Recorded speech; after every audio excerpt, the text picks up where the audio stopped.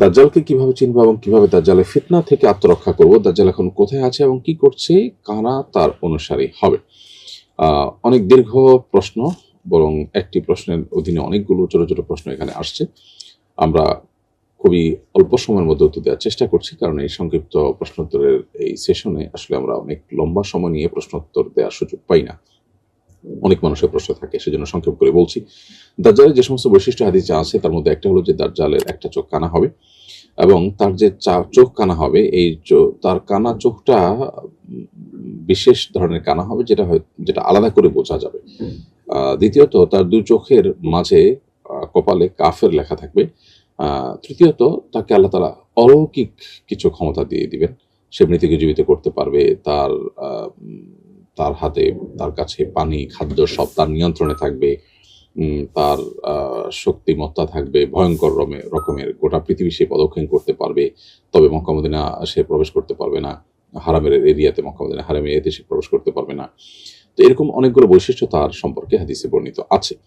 তবে এই সমস্ত বৈশিষ্ট্য থেকে বোঝা যায় দাজ্জাল একটা ব্যক্তি, এটা বিশেষ কোনো সিস্টেম না। হ্যাঁ, সিস্টেমটা দাজ্জাল তৈরিতে ভূমিকা পালন করছে এমনটি হতে পারে, এমনটি কেউ ধারণা করলে সেটা ইমানের সাথে অসঙ্গতিপূর্ণ কিছু হবে না।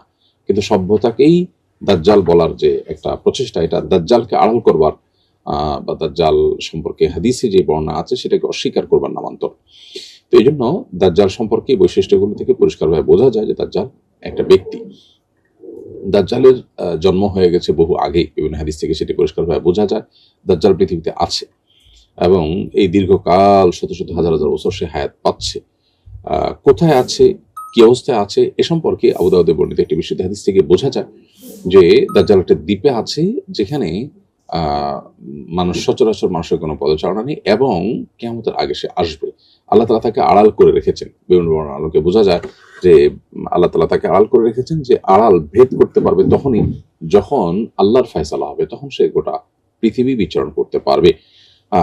শয়তানের একটা অপশক্তির একটা রূপ বলতে পারি, বা তার সাথে সাদৃশ্যপূর্ণ একটা বিষয় বলতে পারি দাজ্জালের ফিতনা, যেটা দেখে মানুষ চমৎকৃত হবে, মানুষ সারপ্রাইজড হয়ে যাবে, মানুষ অবাক হয়ে যাবে, মানুষ মনে করবে যে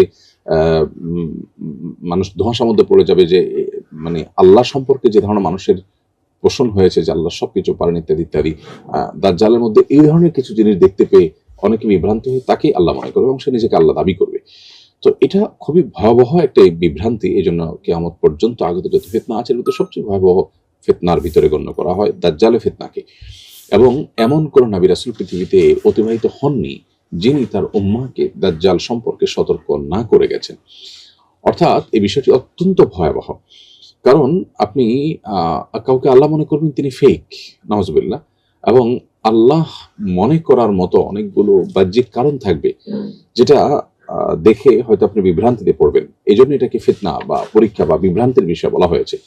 এই বিভ্রান্তি থেকে বাঁচার জন্য কয়েকটা করণীয় আছে। প্রথমত, দাজ্জাল সম্পর্কে জানা, কোরআন এবং হাদিসে দাজ্জালের যে সমস্ত বর্ণনা বিবরণী এসেছে সেগুলো সম্পর্কে জানা। আর শুধু জেনেই আমরা আসলে সংরক্ষিত থাকতে পারবো না, নিরাপদ থাকতে পারবো না, বরং আল্লাহ রাব্বুল আলামিনের কাছে বিশেষভাবে প্রার্থনা করা, দোয়া করা, বিশেষ কিছু উদ্যোগ গ্রহণ করাও এর জন্য জরুরি। এর মধ্যে একটা হলো সূরা কাহফের প্রথম 10টি আয়াত মুখস্থ করা। এই সম্পর্কে নবী করিম সাল্লাল্লাহু আলাইহি ওয়াসাল্লাম হাদিস সহিহ মুসলিমে বর্ণিত হয়েছে। আবু দারদা রাদিয়াল্লাহু বর্ণনা করেছেন যে ব্যক্তি সূরা কাহফের প্রথম 10টি আয়াত মুখস্থ করবে, সে ব্যক্তি দাজ্জালের ফিতনা থেকে রক্ষা পাবে। এই জন্য আয়াতগুলো মুখস্থ হবে এবং মাঝে মধ্যে তেলাওয়াত করা, অর্থ ইত্যাদি বোঝার চেষ্টা করা, ব্যাখ্যা ইত্যাদি অর্থ এবং ব্যাখ্যা বোঝার চেষ্টা করা, এটা একটা কাজ। দ্বিতীয়ত, নামাজ শেষ বৈঠকে নবী সাল্লাল্লাহু আলাইহি ওয়াসাল্লাম 4টি বিষয় থেকে পানা চেয়েছেন, এবং আমরা যে দোয়া মাসুরা পড়ে থাকি, দোয়া মাসুরার জায়গায় কখনো কখনো এই দোয়াটা, আর কখনো কখনো দোয়া মাসুরার পাশাপাশি এই দোয়া, যেটি আমরা পড়ে থাকি আল্লাহুম্মা ইন্নী যালামতু নাফসি, সেটার পাশাপাশি এই দোয়া, অথবা আল্লাহুম্মা ইন্নী যালামতু নাফসির বিকল্প হিসাবে এই দোয়া পাঠ করা যেতে পারে। দোয়াটি হলো আল্লাহুম্মা ইন্নী আউযু বিকা মিন আযাবি জাহান্নাম ওয়া মিন আযাবিল কবর ওয়া আউযু বিকা মিন ফিতনাতিল মাহইয়া ওয়াল মামাত ওয়া আউযু বিকা মিন শাররি ফিতনাতিল মাসিহিদ দাজ্জাল।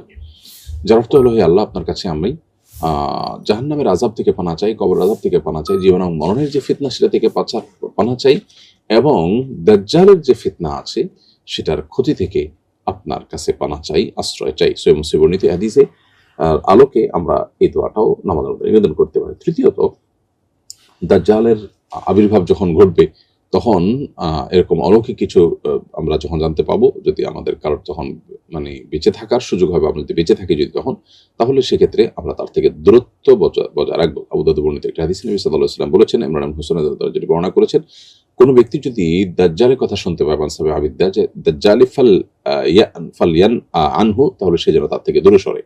অর্থাৎ দাজ্জালের কথা শোনার পর কৌতূহলী হয়ে বহু মানুষ যাবে এবং তারা কিন্তু যে বিভ্রান্ত হয়ে যাবে। তার যে পাওয়ারের জায়গা সেটা দেখার পর মনে হবে, বা আমরা সারা জীবন আল্লাহর যে গুণাবলী, আল্লাহর যে সিফাতের নাম শুনেছি, এটা তো তারই একটি বাস্তব নমুনা। তাহলে সে যে দাবি করছে এটা অসত্য হবে কেন?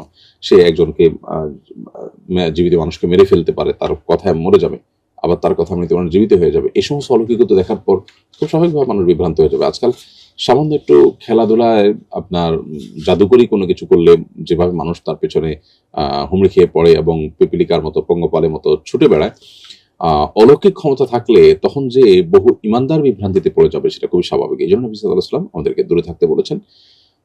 অতএব এটা হলো আরেকটি করণীয়।